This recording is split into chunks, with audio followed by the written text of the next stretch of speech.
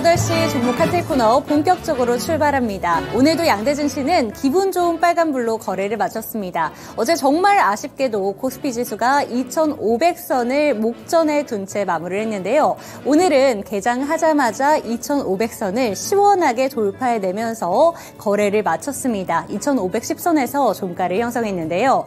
이렇게 된다면 산타랠리에 대한 기대감은 점점점 더해지는 것 같습니다. 물론 미증시의 이야기이긴 합니다만 지난 50년 동안 산타랠리의 가능성이 무려 87%를 넘겼다고 하는데요. 우리 국내 증시에도 기분 좋은 산타가 찾아와 줄까요? 이런 내용들 궁금하시다면 저희와 함께 하시죠. 그럼 주식 쇼핑 본격적으로 출발합니다. 가격 타임세일 종목 핫딜 참여를 원하신다고요? 자, 따라해보세요. 팔로미. 첫 번째 전화 참여 02-2128-8566으로 전화주세요. 종목 상담부터 주식에 관한 모든 궁금증을 도와드릴게요. 두 번째, 핸드폰에서 카메라를 켜주세요. 화면에 보이는 QR코드를 찍어주시면 24시간 메신저 참여가 가능. 세 번째, 유튜브로도 참여하실 수 있어요.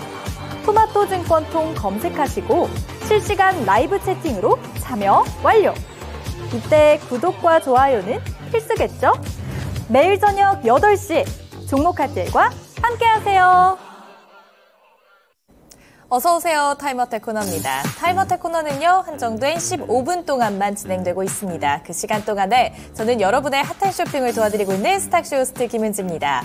제 하단에 QR코드 나옵니다. 이 QR코드를 찍고 들어오시면요, 노란 톡방으로 연결이 됩니다. 그곳에서 종목 상담 도와드리고 있고요. 전화 상담 준비되어 있습니다. 02-2128-8566번으로 전화를 주시면 전화로 더욱 빠르게 그리고 간단하게 종목 상담 도와드릴게요. 오늘은 최인성 멘토님 모셨습니다. 어서 오세요. 네, 안녕하세요.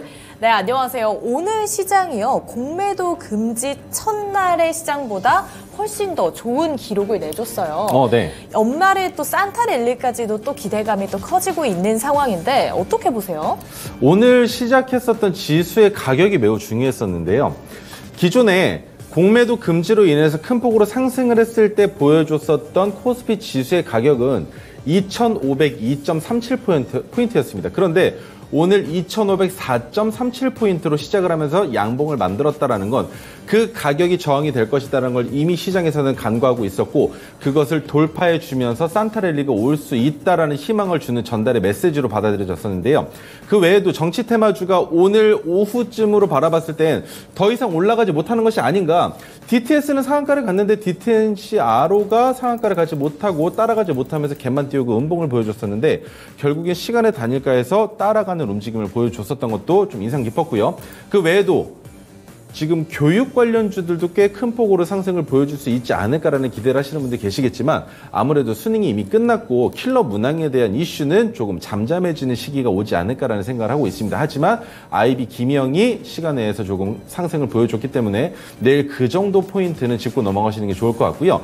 그리고 가장 기본적으로 근본적으로 생각하셔야 되는 건 산타랠리가 오기 위해서는 그만큼 지수가 상승을 보여줘야 하는데, 우리나라 시장에서 지금 현재 테마로 이루어지고 있는 종목군들 중에 산타랠리를 지속적으로 이뤄가기 위해서 필요한 종목은 제약바이오, 반도체, 자율주행, AI까지만 보시는 게 맞다라고 설명을 드려볼 수 있을 것 같습니다.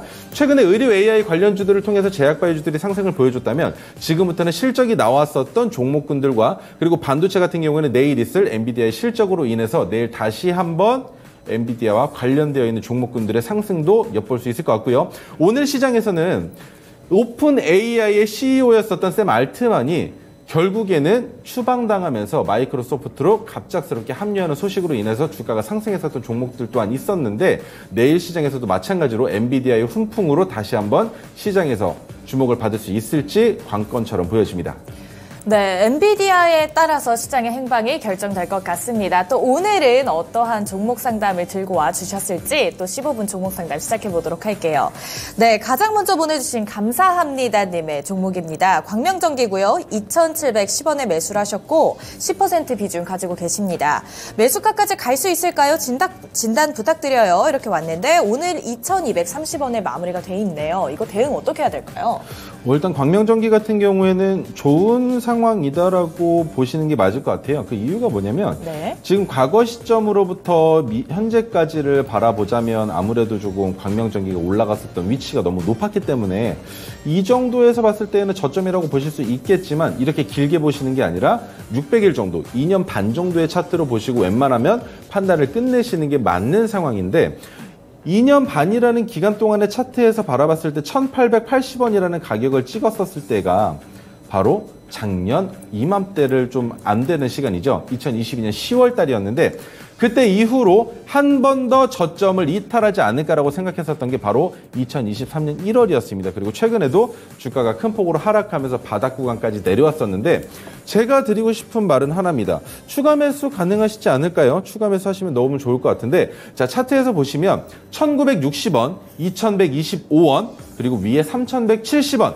3,400원까지 선이 그어져 있는 게 보이실 겁니다. 이 선들이 뭐냐면 과거 시점에 지지선이 되기도 저항선이 되기도 했었던 선들이에요. 그 말인즉 2,125원에서는 신규 진입도 추가 매수도 가능했었고 올라갈 수 있는 가격 구간의 첫 번째 상승은 3,170원까지는 상승이 가능하다. 그렇다면 제가 드릴 수 있는 얘기는 2,125원쯤에서 지지를 받고 상승 탄력을 받기 직전이기 때문에 지금 현재 2,230원이라 하더라도 이 가격에서 추가 매수하셔서 평균 단가를 2,500원 아래로 낮추신다면 2,710원이 올 때 물량을 절반을 덜어내시는 거죠. 근데 그 절반을 덜어내는 물량은 2,230원에서 매수했었던 10%의 비중일 겁니다.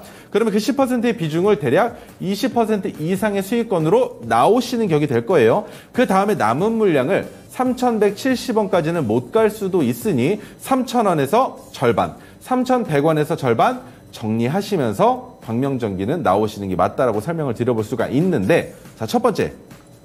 현재는 시가총액이 1,000억 원이 안 되어 있습니다. 그런데 1,000억 원이 넘어가면 그때부터는 좀 시장에서 관심을 받기 시작을 합니다. 다만 문제가 되는 건 매출액은 조금 괜찮다라고 볼 수 있지만 영업이익이 많이 크지 않아요.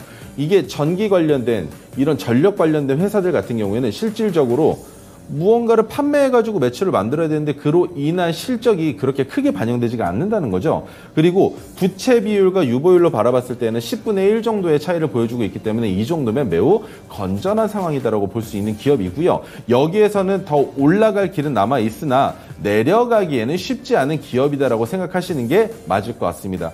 해당 종목은 지속적으로 보유하시면서 추가 매수 안 하시더라도 2,710원은 넘어갈 수 있는 자리가 있기 때문에 기다리시면 되는데 그 기다림의 시간이 제 생각에는 3개월 정도는 기다리시는 게 맞을 거라고 판단되기 때문에 조금 여유를 가지고 기다리신다면 추가 매수 안 하시더라도 수익권에서 매도하실 수 있다라고 설명드려볼 수 있을 것 같습니다.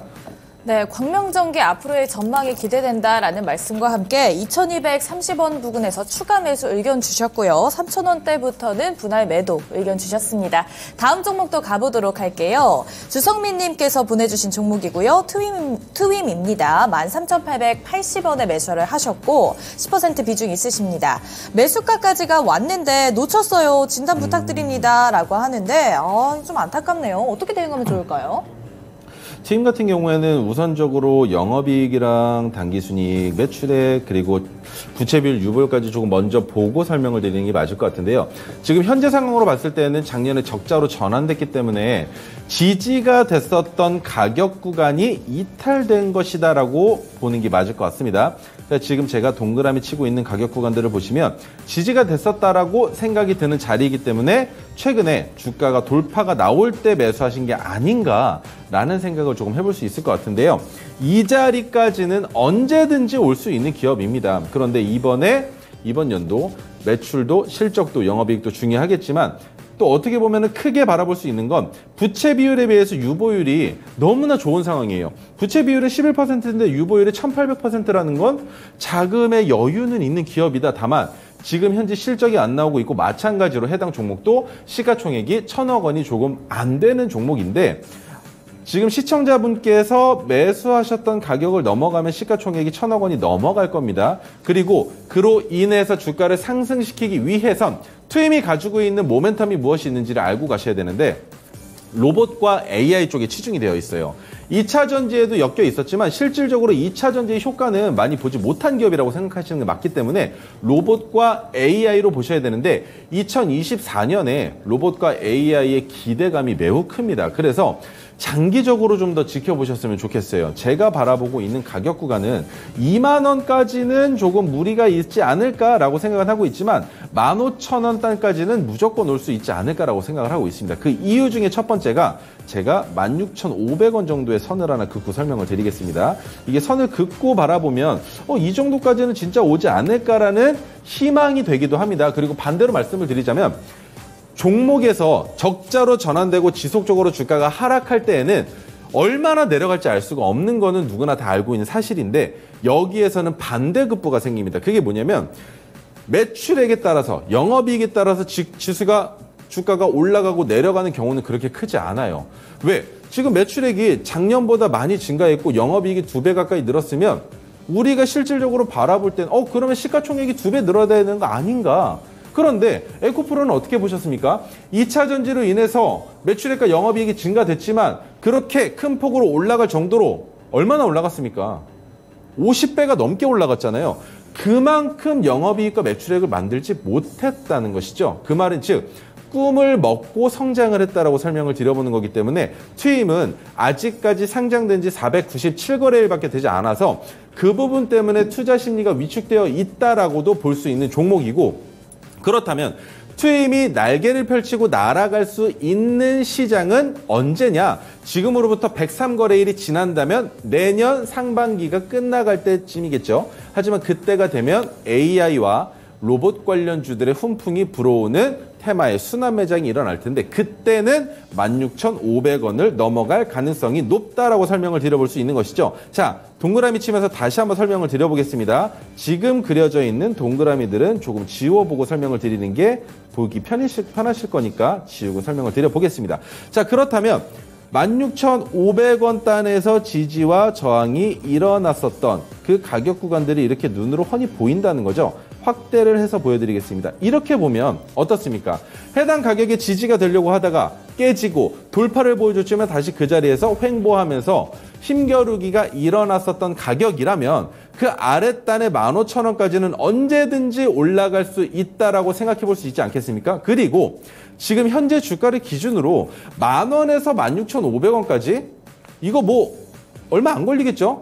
끽해봐야 상한가 2방이면 끝이 납니다. 그렇다면 로봇 관련주에서 매출을 만들어내고 있는 게 무엇인지 그리고 해당 기업이 하고 있는 것이 무엇인지를 확인하지 않더라도 이미 저점을 만들어 놨기 때문에 여기에서 1,700원을 다시 이탈하지 않는 이상에는 트윈이 가지고 있는 자본력으로 충분히 버티고 그 다음에 흑자로 전환되면서 주가의 상승을 기대해 볼 수 있다고 설명을 드려볼 수가 있는 것이고요. 그리고 한 가지 더 설명을 드려보자면 1,700원을 찍었었던 건 9월입니다. 그렇다면 지금 10월 말, 11월 말 총 2달이 지났죠. 하지만 저점을 경신했을 경우에 제가 말씀드리는 건 최소 3달이라는 시간이 지나야 상승 추세로 전환될 수 있는 최소한의 요건을 만족시킨다라고 설명을 드려볼 수가 있기 때문에 12월 산타랠리가 이어진 이후에 내년부터 첫 번째 상승 파동이 만들어지면서 15,000원까지 올라가는 게 가장 좋은 상황이다라고 설명을 드려볼 수가 있는 것이고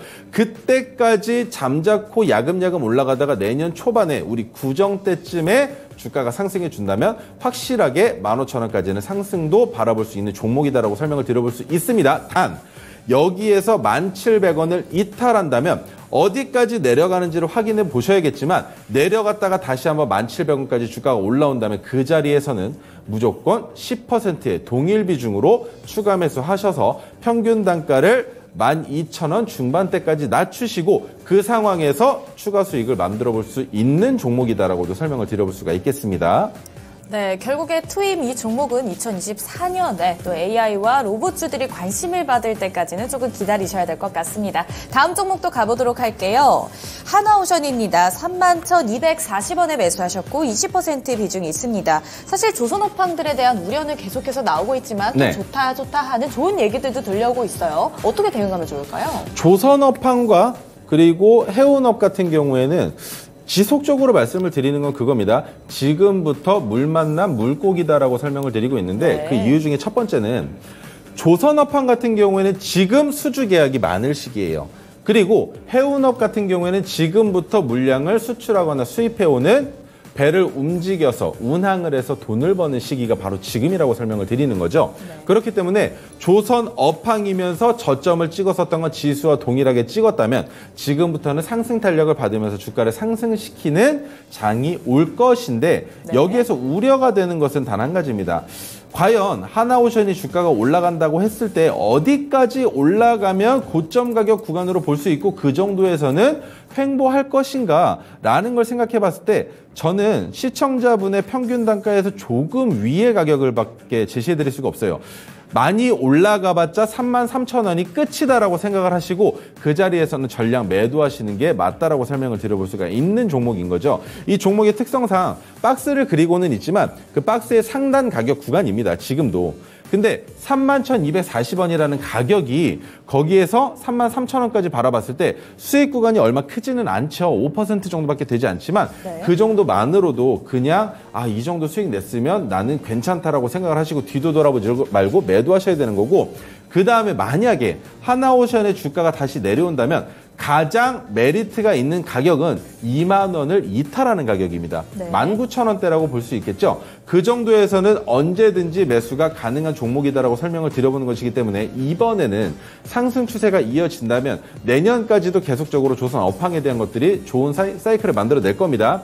올해 신조선가가 경신되는 이력도 있었고 그 외에도 지금 수주 잔고가 엄청나게 늘어나고 있기 때문에 조선 업황은 지속적으로 좋아질 수 있겠지만 그렇다 하더라도 조선업은 건설업과 마찬가지로 배를 건조시키는 기간이 매우 오래 걸리죠. 그렇기 때문에 그만큼 매출액의 영업이익의 지속적인 성장이 더디다는 거. 성장 사이클이 매우 더디다는 점이 문제가 되는 겁니다. 어떻게 보면 시클리컬 기업들이랑도 비슷하다고도 볼 수 있겠지만 그것과는 조금 별개의 상황으로 조선 업황 자체가 코로나 이후로 좋아지고 있는 단계에서 고점을 만드는 파동이 나왔다 정도로만 이해를 하시고 33,000원에서는 무조건 정리를 하셨으면 좋겠습니다.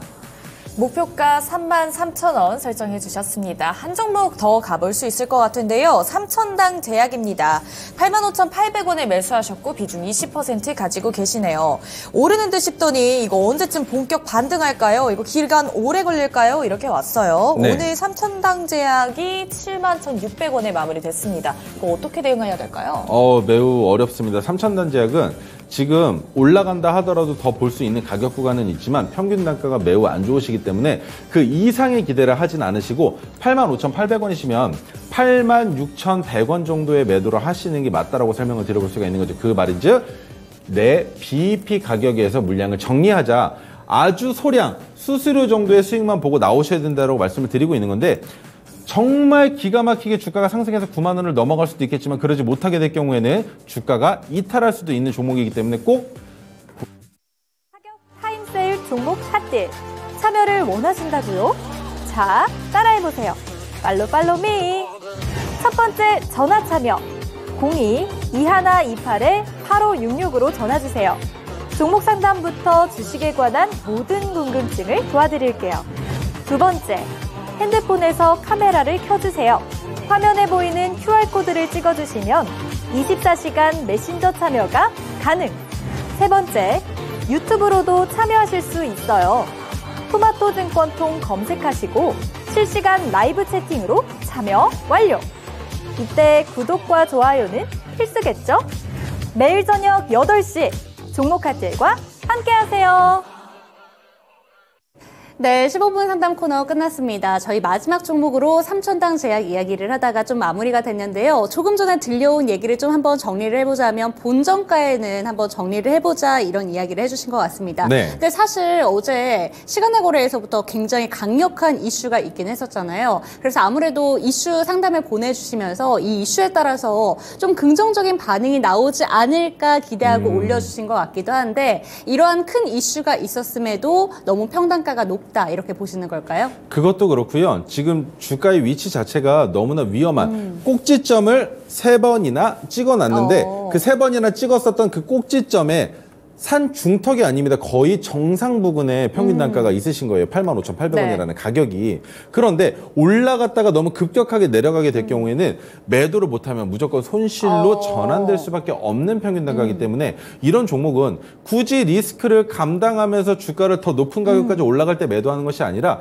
내 본전이 오면 네. 시간을 투자하셨다 하더라도 빨리 빠져나오시는 게 상책입니다. 네. 그러니까 조금 더 높은 수익을 보기보다는 본전가에서는 한번 정리를 해보자 이렇게 얘기를 해주시는 거죠. 그게 가장 맞죠. 네, 좋습니다. 이렇게 3천당 제약까지 정리를 해드렸습니다. 지금 저희 내용들을 한번 쫙 살펴보니까요. 오늘도 역시나 상담이 굉장히 많이 왔어요. 그런데 아무래도 저희가 시간 제약이 있다 보니까 오늘은 여기서 마무리를 하도록 하겠습니다. 하지만 저희 노란톡방에 들어오신 분들이라면 상담 지속적으로 받을 수 있으니까요. 옆에 보이는 QR코드 스캔하시고 노란톡방 내에서 상담 지속적으로 한번 받아보셨으면 좋겠습니다. 네, 그럼 오늘 시장 이야기로 한번 넘어가 보도록 할게요. 오늘도 역시나 좀 강했던 종목들이 상당히 많았는데 주도 섹터라고 볼 만한 것들도 강했고 네. 이슈가 오늘은 좀 상당히 많았어요. AI 관련 섹터도 강했고 관련해서 반도체도 굉장히 강했고요. 거기에다가 좀 정치 테마주라던가 교육 관련된 종목들 일제히 좀 테마주 섹터로도 좀 강한 흐름이 보였는데 전 이럴 때 더 혼란스러울 것 같아요. 워낙 좀 잘 가는 종목들이 많다 보니까 대체 나는 어디에 투자를 해야 되나 이런 고민이 드시는 분들도 많으셨을 것 같은데 어떻게 보셨을까요? 어제도 설명을 드렸었던 내용 중에 제가 삼성전자에 대한 내용도 그쵸. 말씀을 드렸었죠. 그런데 엔비디아의 실적 발표로 인해서 상승할 수도 있지만 네. 삼성전자와 SK하이닉스는 마찬가지로 현재 주가의 위치를 매우 잘 다져놓은 상황입니다. 그 말인 즉 여기에서 오늘도 지속적으로 애널리스트들이 말하고 있죠. 네. 올해 하반기까지, 올해 연말까지 삼성전자가 8만 전자가 될 수도 있지 않을까라는 기대 심리가 있다라고 하고 있는데 저는 조금 반대 의견입니다. 8만 전자까지 갈 수도 있겠지만 거기까지 이제 고작 10%도 안 남은 상승을 보여주기만 하면 되지만 삼성전자가 단기간에 빠르게 올라가면 네. 그만큼 두드려 맞고 주가가 또 조정 행보 구간을 가질 수밖에 없어요. 야금야금 올라가다가 조금 조정받고 야금야금 올라갔다가 조정받고 해야 되는데 한 번에 급하게 올라가 버리면 그만큼 힘을 먼저 끌었었기 때문에 내년 초반에 시장이 안 좋아질 수도 있습니다. 하지만 지수 자체를 성장시키려면 우리 반도체와 제약바이오주들이 지속적으로 성장해 나가야 된다. 그쵸. 그래야 지수가 같이 올라갈 수 있다는 걸 알고 있는 시장이기 때문에 삼성전자의 주포 입장에서도 너무 급격하게 올리는 것은 오히려 독이 될 것이다라는 걸 알고 있을 거예요. 그래서 오히려 삼성전자의 상승폭은 둔화될 수 있지만 다른 반도체 관련주들과 그 반도체와 엮여있는 사업군들이 너무나 많죠. 그쵸. 자율주행부터 AI, 의료 관련된 것들 그 이외에도 너무나 많은 것들이 지금 메타버스까지도 연결이 되어 있는 시장이기 때문에 우리는 지금부터 지속적인 성장을 바라보고 투자를 해야 되는데 단기간에 이것은 무슨 도박도 아니고 투기도 아닌 것처럼 삼성전자가 8만 전자를 간다라는 그런 내용이 물론 가능성은 있지만 그렇게 되지 않는 것이 우리 시장의 내년의 시장을 바라봤을 때는 더 좋지 않을까라고 생각을 하고 있는 것이죠. 지금 보시면 공매도가 금지됐음에도 불구하고 외국인들의 수급 동향이 네. 매우나 좋은 상황입니다. 네. 꽤나 괜찮게 들어오고 있는 상황이기 때문에 삼성전자는 지금처럼 꾸준하게 상승하는 것이 좋을 것이고 엔비디아의 실적이 좋게 나온다고 해서 실질적으로 삼성전자가 그로 인한 수혜를 받는 것은 아니겠지만 네. 수혜를 받을 수밖에 없는 제품을 납품하는 계약이 체결됐기 때문에 그로 인해서 동반 성장을 할 수 있다라는 부분을 알고 계실 거예요. 하지만 급하게 성장을 한다 하더라도 7만 5천 원 단에서 올라가서 그 다음부터 12월 달 20거래일 동안 야금야금 꾸준하게 상승을 해준다면 너무나 좋은 상황이겠지만 이게 반도체 테마 자체가 반도체 섹터 자체가 그렇게 긴 시간 동안 테마로서 성장하기에는 순환매가 일어나지 않기 때문에 어느 정도의 조정이 필요할 것이고 그로 인해서 8만 전자까지 도달하지는 못하지 않을까라는 생각을 하고 있다는 것이죠. 그리고 교육 관련주는 아까도 말씀드렸지만 이미 수능이 끝났습니다. 네. 왜 킬러 문항을 배제시킨다라는 내용으로 그 당시에 훈풍을 불어왔었냐면 수능이 아직 남아있었다는 거죠. 재료가 소멸되기 네. 이전 상황에 킬러 문항을 배제시킨다면 그로 인해서 사기업들의 어느 정도의 매출이 줄어들 수도 있지 않겠느냐. 그러면 돈이 없는 학생들 같은 경우에는 교육을 학교에서 받는 교육만으로도 충분히 고점을 취득할 수 있다라는 내용 때문에 킬러 문항을 배제하자라는 이슈가 있었는데 그렇다고 했을 때에도 과연 그렇다면 메가 MD와 아이스크림 에듀와 그 외에도 IB 김영 등과 같은 교육 관련주들이 가만히 있겠습니까? YBM도 마찬가지고요. 가만히 있지 않겠죠. 그만큼 더 단단한 교육 프로그램을 만들어서 그렇게 소비자들을 끌어올 텐데 결국엔 지금 시장으로 바라봤을 땐 교육 관련주의 훈풍이 불어오는 것이 아니라 킬러 문항으로 인해서 이미 테마로서 형성이 됐었고 지금은 재료의 소멸 시점으로 내년의 수능을 기다려봐야 되는 상황인데 기간이 매우 많이 남아있기 때문에 단기간의 이슈로 깜짝 반등한 정도로만 생각하시고 그 외에도 교육부에서 나오는 어떠한 임무들이나 업무들을 잘 파악하시면서 교육 관련주들은 다루셔야 된다고 설명을 들어볼 수가 있는 것이겠죠. 그런데 저는 여기서 또 궁금한 게 오늘 또 새롭게 나온 이슈 뭐 새로운 건 아니지만 의대 입학 정원을 추가적으로 계속해서 늘리겠다라는 이야기들이 계속 나오고 있잖아요. 오늘 나온 뉴스에도 가장 최근에 지금 살펴본 이슈에 따르면 의대 입학 정원을 계속해서 높이겠다라는 이야기들이 계속해서 논의가 되면서 교육 관련된 테마랑 이게 연결이 되는 걸로 보이고 있는데 좀 어떤 연관성으로 좀 지켜봐야 될까요? 어렵습니다. 이 내용은 조금 말씀을 드리면 어떻게 보면 색깔이 좀 짙어진다라고도 표현을 할 수가 있는데 첫 번째 문제는 뭐냐면요. 지금 이미 의사 자격증을 취득하고 있는 의사들 입장에서는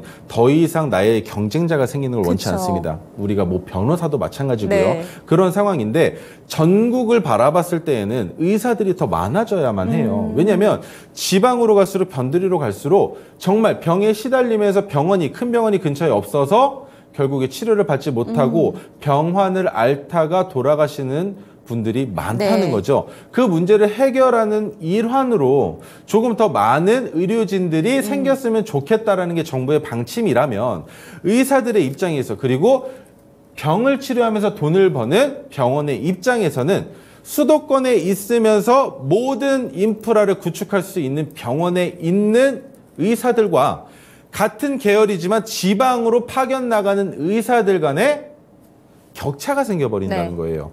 그러면 나는 본원에 있는데 나는 지원에 있다. 그것으로만 바라봤을 때에도 이미 격차가 생긴다는 겁니다.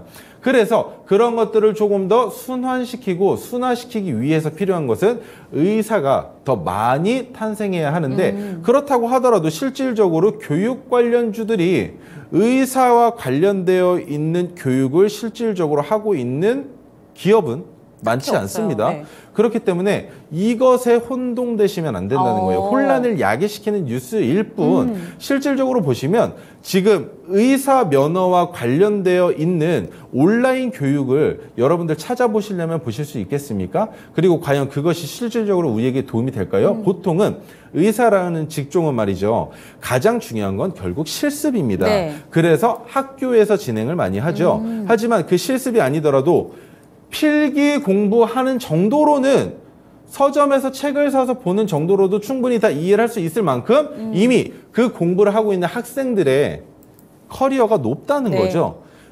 가르쳐주는 선생보다 학생이 더 우월한 상황에서부터 한 단계 더 도약하는 상황인데 그렇다면 이것을 교육할 수 있는 방법이 있겠습니까? 많이 어렵겠죠. 그렇기 때문에 교육 관련된 내용 중에 이런 의사와 관련되어 있는 이슈를 교육 관련주에 엎었을 때 메가 MD, YBM넷, 아이스크림 에듀와 같은 사교육 관련주들의 주가가 올라간다라는 건 말이 안 되는 상황이다라고 이해를 하시면 맞을 것 같습니다. 네, 이렇게 시장 이야기를 나눠봤고요. 그럼 오늘 시장에서 주목받은 종목 이야기로 바로 한번 넘어가 보도록 하겠습니다. 첫 번째 종목 살펴보도록 할게요. 칩스앤미디어 살펴보도록 할 텐데 조금 전에 삼성전자 이야기를 해주시면서 반도체 관련된 이야기가 살짝 언급이 됐었죠. 오늘 칩스앤미디어도 29% 상한가를 터치한 이후에 결국에는 25%로 마무리를 지었거든요. 네. 이 종목 같은 경우에는 반도체 관련된 종목 중에서도 왜 이렇게 주목을 받고 있는 걸까요? 자, 반도체 관련된 종목이라고 알고 계시는 분들이 많아요. 저 또한 마찬가지인데 네. 반도체 중에서도 자율주행과 밀접한 연관성이 있는 기업이다라고 생각을 해보신다면 조금 바뀌겠죠. 오늘 자율주행과 관련된 종목들이 꽤나 큰 폭의 상승을 보여줬었고 그중에 칩셋 미디어가 대장주격으로 큰 폭으로 상승을 보여준 종목이면서도 전고점을 넘어가는 기염까지 토해냈다. 그리고 시간에서는 조금 하락하긴 했지만 그렇다 하더라도 아직까지 건재한 상황이다라고 설명을 드려볼 수가 있는 기업이죠. 그리고 스마트폰, 디지털 TV 등의 반도체 칩을 설계하고 개발하는 기업이기도 한데 IP 전문 업체예요. 반도체 설계 자산의 IP 전문 기업이기 때문에 칩셋 미디어는 삼성전자와도 더불어 성장을 할 수가 있고요. 그리고 자율주행과 관련된 기업들과도 더불어 동반 성장을 할 수 있는 기업이기도 한데 자, 여기에서 제가 예시로 가져 나온 건 뭐겠습니까? 왜 예시로 가져 나왔겠습니까? 바로 토르 기법으로 포착이 됐을 때 우리가 주가의 상승분을 어떤 식으로 만끽해 볼 수 있는지를 설명을 드리기 위해서 제가 이 종목을 가지고 나온 건데요. 자, 600일 차트로 봤을 때에는 이미 상승 추세로 출발을 했고 고점을 만든 이후에 그 고점을 돌파하지 못하면서 주가가 지속적으로 낮아지면서 고점도 낮아지고 저점도 낮아지고 있는 상황이 있었는데 거기에서 다시 최근에 주가가 내려앉았을 때 토르 기법이 포착이 됐다라는 게 가장 중요한 역할을 했겠죠. 그 자리는 바로 11월 1일입니다. 11월 1일 날 주가가 상승을 보여주는 것이 아니라 박스권에 갇혀 있으면서 고점을 낮추고 저점을 낮추는 그 가격 구간에서 진입을 하는 약간은 리스크가 있다고 볼 수 있는 자리에서 진입을 했는데 확실했던 건 하나입니다.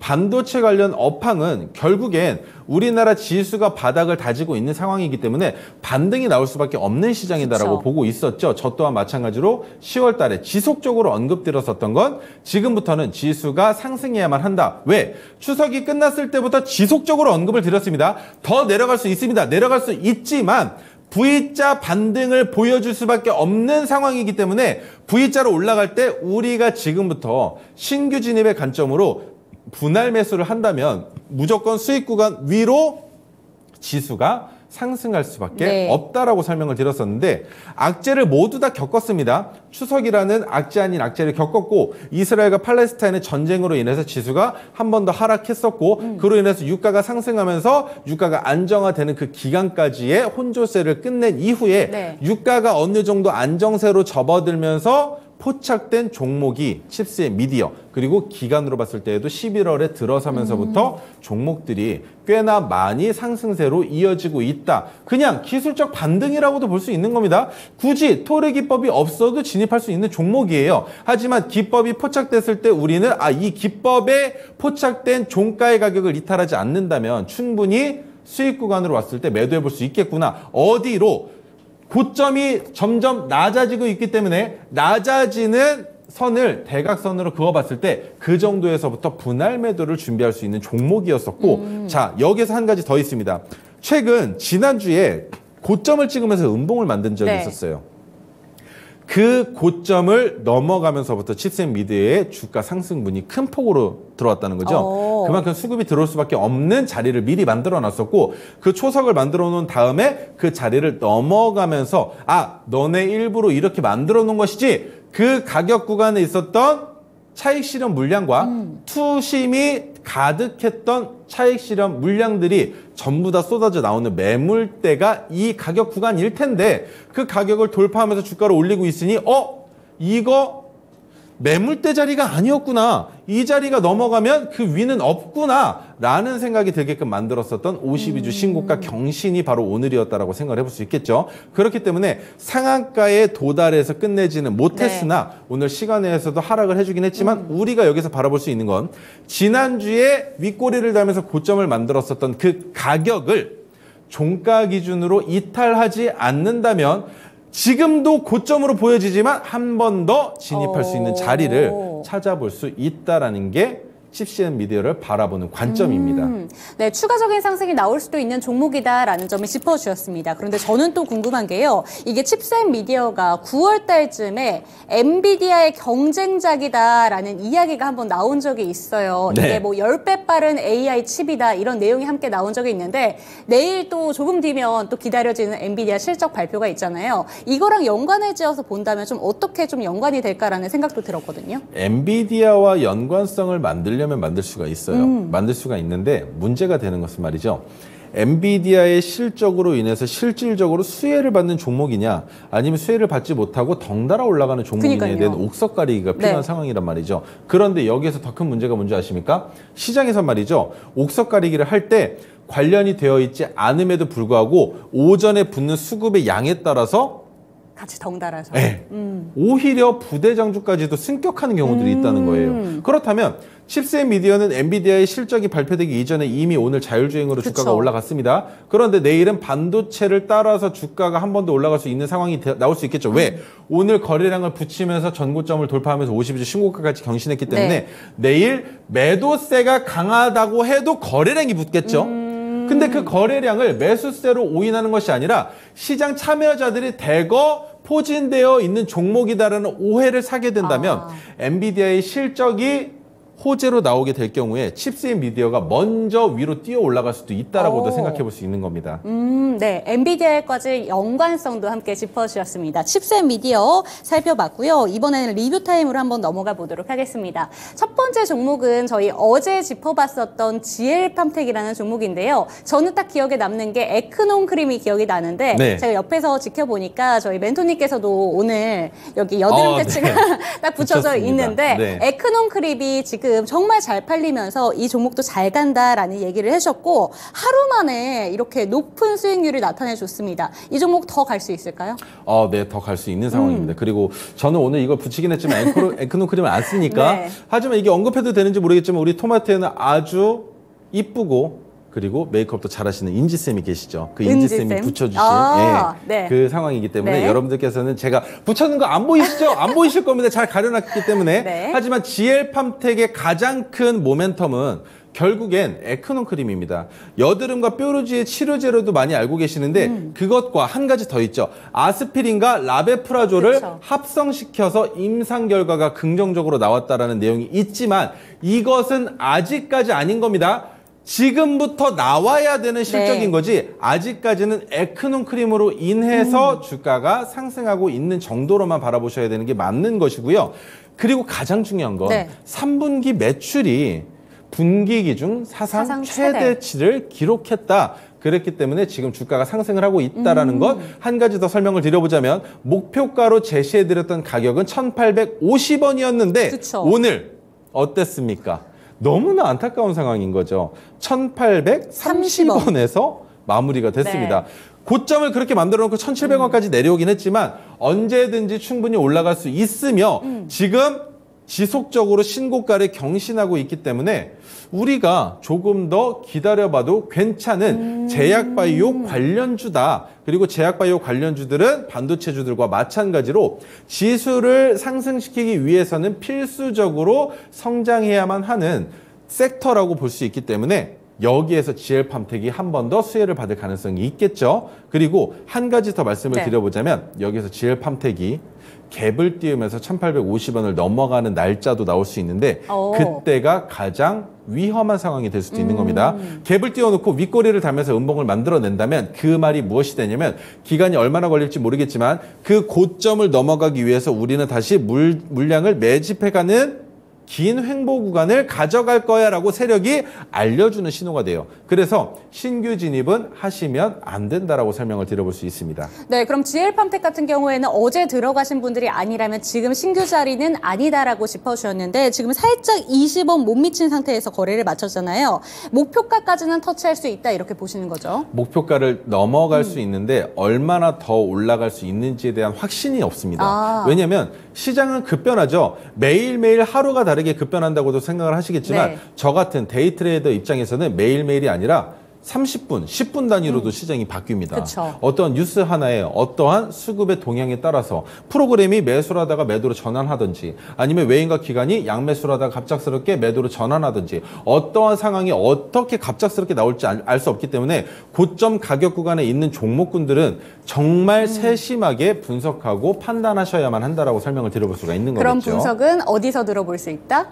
노란톡방에 들어오시면 설명을 드리겠습니다. 네, 좋습니다. 이 노란톡방에 들어오는 방법에 대해서 다시 한번 제가 설명해 드릴게요. 지금 제 옆에 보이는 QR코드 보이시죠? 카메라 갖다 대시면 링크 하나가 뜰 겁니다. 이 링크를 통해서 노란톡방 들어오시면요. GL팜텍과 관련된 종목들도 받아보실 수가 있고요. 추가적인 대응 전략까지 꼼꼼하게 설명해 드리도록 하겠습니다. 다음 종목 살펴보도록 할게요. 사실 이 종목은 11월 6일에 추천을 받은 종목이고 그 이후에 살짝의 조정 구간이 있었어요. 그런데 어제 시장에서 제가 시간의 거래를 살짝 보면서 이 종목 어떻게 맞추셨을까라는 생각이 들었을 정도로 브리지텍 어제 시간의 거래에서 상한가를 터치를 했고 네. 오늘 대장주 역할을 해낸 게 또 이 브리지텍입니다.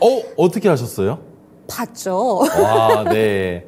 네. 그 부분에 대한 설명도 조금 안 드리고 넘어갈 수가 없을 것 같은데요. 이것은 결국에는 운이라면 운일 수도 있는 네. 겁니다. 항상 마찬가지죠. 기법으로 포착이 됐을 때는 뉴스가 없지만 극동류화 때 기억나시나요? 그렇죠. 아니 어떻게 감히 금요일날 종가 베팅을 하자마자 전쟁이 날 것을 네. 알고 있었겠습니까? 몰랐겠죠. 하지만 그 정도 가격 구간에서 주가를 상승시키기 위한 이슈들이 있다라고 판단하는 것인데 브리지텍 같은 경우에는 극동류와 같은 걸어가다가 그냥 돌뿌리가 발에 걸렸다라는 표현을 하는 게 맞을 것 같아요. 네. 왜냐하면 챗 GPT의 아버지이며 그리고 오픈 AI의 CEO였었던 샘 알트만이 갑작스럽게 회사에서 잘렸습니다. 잘렸어요. CEO인데 잘렸습니다. 그로 인해서 이사회의 반발이 엄청나게 나오고 있는데 마이크로소프트가 끄집었습니다. 웬 행제예요, 이게. 네, 샘 알트만을 네. 포섭했다는 것이죠. 그로 인해서 마이크로소프트의 주가가 어젯밤 엄청난 상승을 네. 보여줬었고 그로 인해서 오늘 오전에 시장에서 AI 관련주들이 큰 폭으로 상승을 보여줬었는데 이미 어제 시간 외에서부터 맞습니다. 주가가 상승을 했었죠. 그런데 오전까지만 하더라도 대장주로 보여졌었던 건 이스트소프트였습니다. 그런데 이스트소프트 같은 경우에는 오늘 갭을 띄운 것 이상으로 주가가 음봉을 뽑아내면서 맞아요. 검은색 저항선까지 오, 내려왔어요. 그래요? 딱 그 검은색 저항선 가격이 걸쳐 있는 오. 상황입니다. 그래서 내일 반등이 나올 가능성도 있지만 브리지텍은 조금 다른 상황이었어요. 오. 어떻게 달랐는지 차트를 보면서 설명을 네. 드리겠습니다. 자, 윗꼬리를 만들 때 저는 노란톡방에서 그런 얘기를 했습니다. 상한가를 갈지도 모르겠습니다. 그런데 상한가를 가지 못하는 상황이 눈에 보였습니다. 왜 그랬었냐면 주가를 올릴 때 올라갔었던 고점이 얼마였는지 아시나요? 7,950원입니다. 그런데 8,000원을 넘어간다면 우리가 지금 해당 종목에서 바라볼 수 있는 전고점이 9,600원이에요. 그런데 그 9,600원을 넘어가게 될 경우에는 지금 차트에 보이시는 것처럼 9,940원을 넘어가면서 10,000원을 한번 터치할 수도 있는 상황을 단기간에 급한 성장으로 보여줄 수도 있는 종목이었었는데 오늘 매집하는 흔적이 자꾸 보였습니다. 프로그램도 매도를 했고요. 웨인도 매도를 했습니다. 하지만 웨인의 매도 물량은 지금까지 가지고 있었던 15만 주 정도 중에 3분의 1밖에 매도가 아직 나오지 네. 않았어요. 하지만 프로그램의 매도가 매우 많이 나왔다는 게 악재라면 악재일 수도 있겠지만 마찬가지로 엔비디아의 실적으로 인해서 내일 한 번 더 상승을 보여줄 수도 있는 모멘텀이 존재를 하는 것이고 마이크로소프트가 오늘 또 시장에서 어떤 식으로 상승을 보여주는지에 따라서 브리지텍도 마찬가지로 한 번 더 성장을 할 수 있겠지만 바닥 구간에서 상승 추세로 이어나가기 시작할 때 갑작스럽게 나온 갭이기 때문에 우리는 조금 더 보수적으로 바라봐야 된다고 설명을 드리는 것이고 네. 시장에서 판단하고 분석했었던 가격 구간을 지금부터 말씀드릴 겁니다. 7,550원부터 7,320원 가격 구간. 그렇다면 이것을 조금 더 타이트하게 보자면 7,500원부터 7,300원의 가격 구간에서 지속적으로 매집이 일어났습니다. 어떤 식으로 매집했냐면 위에 매도 물량을 걸지 않아요. 매수 물량만 채워놓습니다. 얼만큼씩? 적게는 700만 원에서 많게는 4, 5천 주니까 3, 4천만 원까지. 그렇다면 주수로 따졌을 때 1,000주에서 5,000주, 7,000주까지 물량을 걸어놓고 지속적으로 위에 없는 매도 호가를 일부러 올렸다가 또 조금씩 내리면서 물량을 받아먹고 또 조금 올렸다가 물량을 받아먹으면서 결국에는 7,360원에서 종가를 마감했다라는 것이죠. 그 말이 무엇이 되냐면 내일 7,600원을 넘어서 7,800원을 넘어서 8,000원을 넘어간다면 정말 말도 안 되는 순식간에 상한가를 볼 수 있을 것이고 상한가를 갔을 때가 끝이 아니라 갭을 띄우면서 10,000원을 넘기는 시초가도 나올 수가 있는 상황이 있을 수 있다는 겁니다. 그런데 가장 유념하셔야 되는 건 제가 지금 이 말을 했다고 시초가에 진입하시는 게 아니죠. 언제 진입해야 되겠습니까? 첫 번째, 오늘 만들었던 저점은 절대 이탈하면 안 되겠죠. 그리고 오늘 저점을 이탈하지 않으면서 오늘의 고점 7,950원을 넘어가야 되는데 넘어갔을 때 바로 위에 8,000원이라는 라운드 피겨가 떡하니 네, 버티고 그쵸. 있기 때문에 8,000원을 넘어갈 때 진입하셔야겠지만 여기에서 휩소 현상이 나오면서 주가를 한번 누를 수도 있기 때문에 우리는 8,000원을 넘어가는 가격에서 바로 진입하는 것이 아니라 8,050원에서 진입하는 시나리오를 잡아보셔야 된다는 겁니다. 왜냐하면 8,000원에는 이미 올라갔을 때 물량이 많이 쌓여 있을 거예요. 그런데 그 물량을 갑작스럽게 씹어 먹으면서 주가를 8,010원, 20원, 30원까지는 올릴 수 있겠지만 거기에서 갑작스럽게 차익 실현 매물들이 쏟아져 나오게 되면 다시 한번 7,000원 후반, 7,900원, 8,000원까지도 내려왔다가 조정받고 다시 상승할 수도 있기 때문에 우리는 그 휩소 현상에 휘말리지 않기 위해선 확실하게 올라왔다가 조정받는 것을 보고 그 다음에 돌파할 때 잡거나 아니면 확실하게 돌파하는 순간 8,050원까지 넘어간다면 그 자리에서는 진입해서 상한가가 아니라 상한가 이후의 갭까지도 노려볼 수 있는 종목이 브리지텍이다라고 설명을 드려볼 수가 있는 거겠죠. 네, 오늘도 참 잘 갔지만 내일 엔비디아 실적 발표 이후에 추가적인 상승이 기대되고 있는 종목이기 때문에 이 종목에 대해서는 추가적인 대응 전략 반드시 저희 QR코드 스캔하시고 노란톡방 들어오셔서 대응 전략 받아보셨으면 좋겠습니다. 다음 종목 빠르게 한번 살펴보도록 할게요. 제우스입니다. 네. 이 종목도 44,850원을 넘기면서 목표가가 37,000원이었거든요. 수익률이 거의 50%가 가까이 되는 종목인데 네. 역시나 반도체 관련된 종목이고 이거는 또 로봇이랑 디스플레이랑도 연관된 종목입니다. 이 종목은 그렇죠. 좀 어디까지 바라볼 수 있을까요? 제우스 같은 경우에는 이미 여러분들께 소개했었던 날짜가 꽤 오래 지났지만 그쵸. 다시 가지고 나온 이유가 있겠죠. 바로 한 번 더 목표가 가격을 말씀드리기 위해서인데 해당 종목 같은 경우에는 자 9월 초에 만들어졌었던 고점이 있습니다. 네. 그 고점이 저항이 되는 가격이에요. 그런데 이 저항의 가격을 돌파한다면 5만 원까지도 바라볼 수가 있는 종목이다라고 설명을 드려보기 위해서 네. 나온 거예요. 왜냐하면 첫 번째로 메가토르 기법은 네. 매도하는 방법이 뭐였습니까? 1차는 5%, 2차는 검은색 저항선이었죠. 3차는 파란색 저항선인데 파란색 저항선을 내리면서 주가를 한 번 더 올릴 수도 있는 종목이 제우스라는 설명을 드리기 위해서 한 번 더 가지고 나왔다 정도로만 이해를 하시면 좋을 것 같고요. 이미 수익 구간인데 여기에서 뭐 더 안 올라가도 상관은 없으시겠지만 그래도 마지막 유종의 미를 더 이쁘게 장식하기 위해서 한 번 더 언급드리는 시간 가졌다고 생각하시면 좋을 것 같습니다. 네, 좋습니다. 제우스라는 종목은 벌써 수익률이 50% 가까이 되기 때문에 포장이 잘 되어 있는 선물입니다. 그런데 마지막으로 추가적으로 목표가를 5만 원 이상까지 바라보신다라고 얘기해 주셨기 때문에 지금 갖고 계신 분들이라면 리본까지 예쁘게 장식할 수 있게끔 제우스 종목 조금 더 홀딩 관점 유지해 보겠습니다. 그렇다면 오늘의 언박싱 종목 한번 살펴보도록 할게요. 리파인입니다. 사실 이 종목은 생소하기도 한데 역시나 정치 테마주로 엮여있는 종목이고 네. 부동산이랑 연계가 되어 있더라고요. 연계가 되어 있는 것은 맞는데 잘 기억하십시오. 부동산과 주식시장은 다르죠. 엄연히 다르지만 그쵸. 부동산 같은 경우에는 주식에서 바라봤을 때 내재 가치로 많이들 판단을 한단 말입니다. 그런데 리파인 같은 경우에는 부동산으로 인해서 수익을 만들어내고 있는 건 결국 최근에 전세 사기가 급증하면서 네. 그로 인한 정치 테마주의 수혜를 받고 있는 상황이라는 그럼 거죠. 정책 관련주 이렇게 묶을 수 있는 건가요? 정책 관련주를 묶을 수 있지만 결국엔 이것은 정치적인 색깔이 또 입혀질 수도 있는 상황이다라는 거. 왜?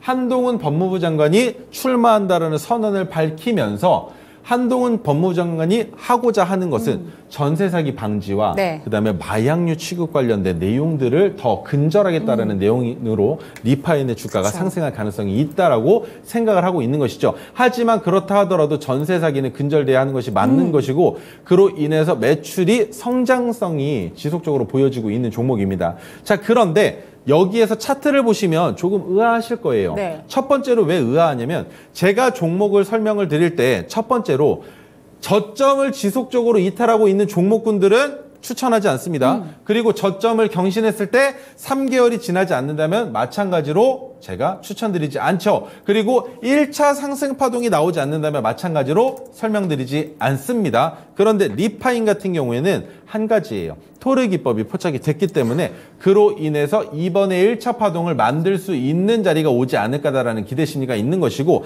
한 가지 더 설명을 드려보자면 지금 지속적으로 매출의 성장과 저점을 이탈하긴 했지만 저점 가격 구간에서 반등이 나왔었던 자리가 있기 때문에 우리는 그 데드캣 바운스로 수익을 단기간에 한 번 더 맛보자라는 취지로 리파인에 진입을 할 수 있다라는 설명을 드리기 위해서 가지고 나왔다 정도로만 이해하시고, 오늘 만들어졌었던 종가의 가격은 8,920원입니다.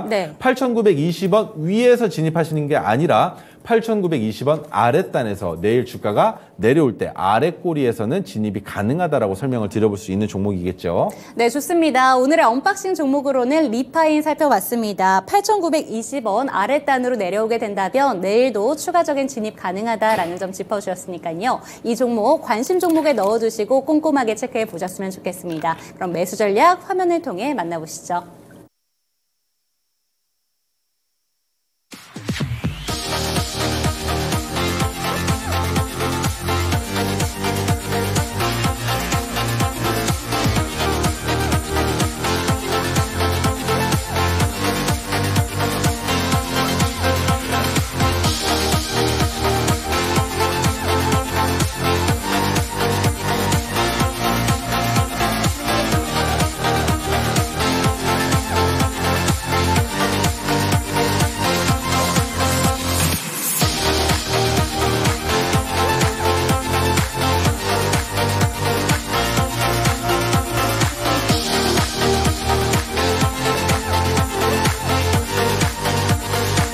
네, 오늘의 언박싱 종목으로는 리파인까지 살펴봤습니다. 이 종목 역시나 추가적인 대응 전략에 대해서 지속적으로 알아보고 싶다라는 생각이 드신다면 QR코드 통해서 저희 노란톡방 들어오시고요. 관련된 이야기들 받아보셨으면 좋겠습니다. 저희 이번 주에 시장이 2거래일 연속 상승세를 보여주면서 또 내일 시장에 대한 기대감까지 들려오고 있는 것 같은데, 내일은 또 워낙 중요한 이벤트가 있으니까 시장에 대한 기대감이 엄청난 것 같습니다. 내일 시장 들어가기 전에 좀 어떤 부분에 유의해야 된다, 어떻게 생각하실까요? 자, 첫 번째로 바라봤을 때는 결국엔 정치 테마주들 보셔야겠죠. 지금 차트를 보여드릴 텐데요. DTNC 같은 경우는 오늘도 상한가를 갔기 때문에 한 번 더 정치 테마가 올라갈 수 있지 않겠느냐라는 생각을 많이 가지고 계셨을 텐데, 저는 반대로 DTNC RO를 조금 봤습니다. 그런데 DTNC RO를 봤을 때 오늘 결국엔 보합 구간까지 내려오면서 이제는 못 가는 것이 아닌가라는 생각이 들게 만들어줬다라고 여러분들도 많이 생각을 하셨을 거예요. 그리고 오늘 시가 기준으로 얼만큼 내려왔느냐? 4%입니다. 그런데 여기에서 시간의 단일가의 상승분이 7,100원까지 올라갔는데 6%까지 올라갔다는 말이죠. 그러면 오늘 시가를 돌파하면서 다시 한번 정치 테마주의 수급이 붙을 가능성이 있다는 걸 먼저 알고 가셔야 되는 것이고, 그리고 엔비디아의 수혜, 실적 발표로 인해서 수혜를 받을 수 있는 종목군들도 같이 양대 테마가 동시에 올라갈 수 있다는 거. 그런데 이 중에 분명히 더 올라갈 종목도 있을 것이고 더 올라가지 못하는 테마도 있을 것이기 때문에 그것만 잘 판단하신다면 충분히 좋은 수익 만들어내실 수 있을 것으로 생각됩니다. 네, 좋습니다. 내일은 두 가지 테마를 반드시 한번 체크해 보시면 좋을 것 같습니다. 정치 테마주 다시 한번 체크가 필요할 것 같고요. 엔비디아의 수혜를 볼 수 있는 종목들 꼼꼼하게 체크하시기 바랍니다. 그럼 저희는 여기서 마무리를 해보도록 할게요. 시청해 주신 여러분 감사합니다.